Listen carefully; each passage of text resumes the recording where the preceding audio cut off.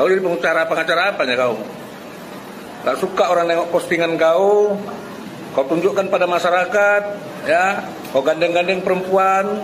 Kamu kan seolah-olah pengacara apanya kau? Yang mendidik. Assalamualaikum warahmatullahi wabarakatuh.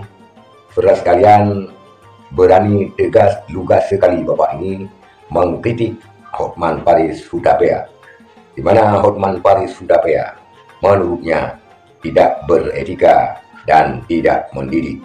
Seandainya 01 dan 02 menang, mungkin pekerjaannya bukan lagi pengacara, begitu katanya.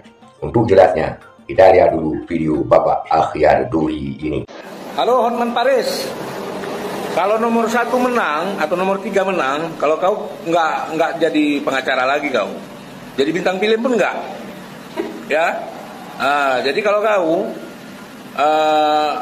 suruh aja lah cari-cari lonti-lonti yang banyak di sana itu aja untuk kerjaan kau, ya kan?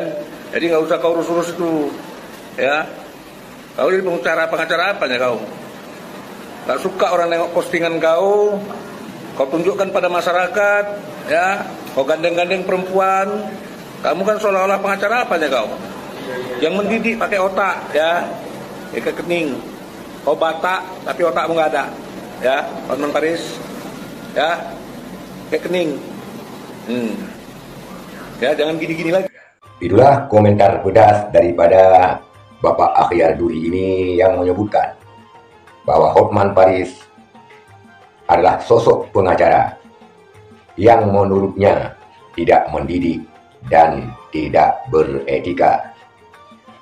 Ini kemungkinan, apalagi sekarang ini Hotman Paris Hutapea membela pasangan Prabowo Gibran yang diumorkan oleh banyak pejuang-pejuang hukum melanggar etika.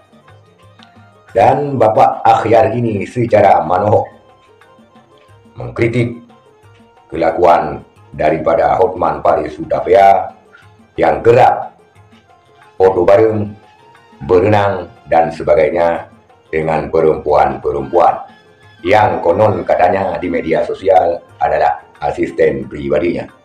Dan saya di sini tidak merespon terlalu jauh seperti saudara kita Bapak Akhyar Duri, karena mungkin Bapak Akhyar Duri ini lebih tahu seluk-beluk dan kelakuan daripada pengacara kondang Bapak Hotman Paris Hutapea.